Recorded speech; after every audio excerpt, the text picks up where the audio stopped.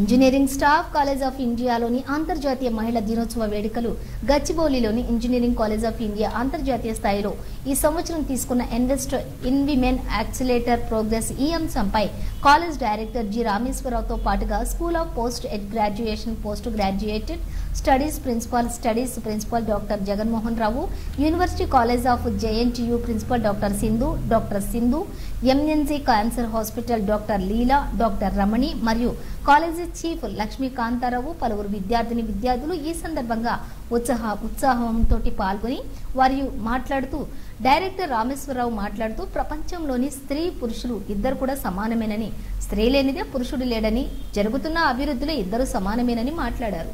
అతిథులకు డైరెక్టరు శాలువాలతో సన్మానించి మెమెంటోలను, పూల బొకేలను అందించారు.